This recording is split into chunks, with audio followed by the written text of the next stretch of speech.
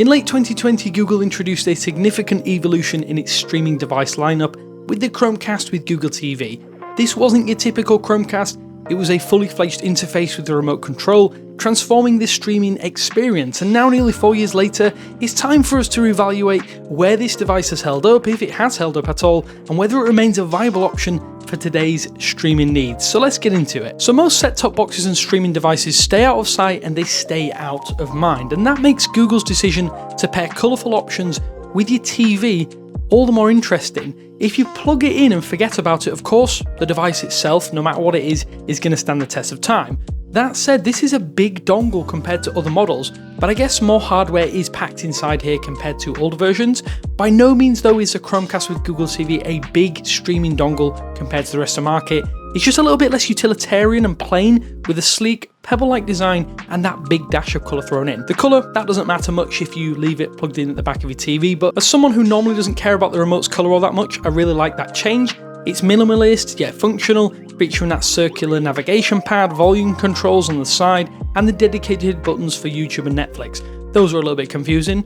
In hindsight, I think these would have been better as other buttons entirely, or macro buttons that you can assign anywhere else. You can do that with software, but it would have been nicer to have these plain. One of the big plays by Google was a dedicated Google Assistant button, and it adds an extra dash of colour. That said, I barely use voice controls here, preferring to use the regular old UI navigation with the remote itself. Despite frequent usage, I must admit my remote has proven durable, with buttons retaining their responsiveness. They are squishy after daily use and abuse, but all the buttons still function perfectly after dropping this remote for multiple times over years. I think Google almost nailed this from the very get-go. It is a very good remote for a first-time remote for a device such as this. The biggest complaint levelled at the Chromecast with Google TV from day one until today has been the lack of true internal power. And it is true that back at launch at 2020 and even now, it isn't the most powerful streaming device available. It features an Amlogic S905X3 processor, which is quite weak compared to some of their newer options, 2GB of RAM, and a paltry 8GB of storage. While these specs might seem modest compared to newer competitors, they have proven sufficient for most streaming tasks. The device supports 4K resolution, HDR10 and Dolby Vision, ensuring a high quality viewing experience for compatible content. The major downside though is the lack of AV1 codec support, something that is actually only available on the even weaker Chromecast HD, which was released in 2022. The weaker hardware means that lag and slowdowns are not completely absent, but whether it's updates or optimization through those updates, the performance dips really aren't as noticeable as they were at launch. Almost all streaming applications run seamlessly and consistently without major fallbacks or problems. Given that's the core reason the Google TV interface exists, I have to say it's a big plus point. The only negative I can still level at the device is that the 8GB of onboard storage is simply not enough for a streaming stick. It was bad in 2020, it's even worse now. It means it's almost essential that you go and pick up a USB-C multi-port hub that supports microSD card or USB-C storage expansion if you don't want to risk running out of space to install applications almost instantly. That is, unless you just stick to the preset selection of applications and really don't deviate much from there. Through software updates and patches, Google has reduced the 4.5GB of system install marginally to allow you to add more apps at around 4.4GB of usable space on the Chromecast as standard. It's definitely not great, but it's better than nothing because the storage limitation kills this device unless you plan on sticking on 2 or 3 streaming services or the default as I noted. Go beyond this with large app caches or even big on-device files, and it starts to run into lots of issues. So compared to the simple cast-based UI of the original Chromecast, the Google TV interface is still one of the standout features almost 4 years later with this streaming system. Unlike the bare-bones casting approach of the previous Chromecast hardware lineup, Google TV offers a comprehensive and a user-friendly interface. The lean into streaming platforms you use with ad-like banners for upcoming shows, movies and events is helpful. However, since the launch of the Chromecast with Google TV, the ad-based approach to surfacing content has become a source of frustration and annoyance. It is worth noting it poses another problem, as at what point does a TV show recommendation start to become an ad? Visually, it's something you do become accustomed to, but shows and movies definitely take precedence over apps and services. Even the App Pro has been downsized in recent months to smaller circular icons that do stand out amid a sea of pure recommendations. If you know what you want to watch, tuning out the noise is essential to getting the most from Google TV.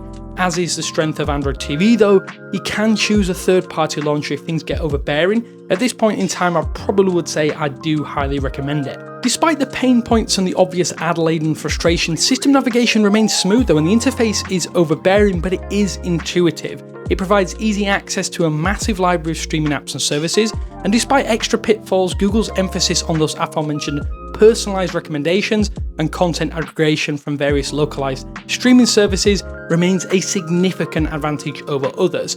This feature definitely makes it easier to discover new content without jumping between multiple applications at once. And despite not having the fastest processor, the Chromecast with Google TV still delivers impressive streaming quality.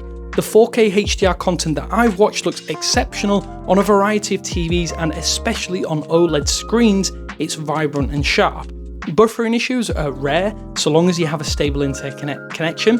Dolby Atmos means an immersive audio experience, provided you have a compatible audio equipment or a compatible TV set, and it definitely makes and improves the experience that you're going to have watching content here. Through optimization and updates, all of the major streaming services like Netflix, Disney+, Hulu, and Amazon Prime Video run super smooth here.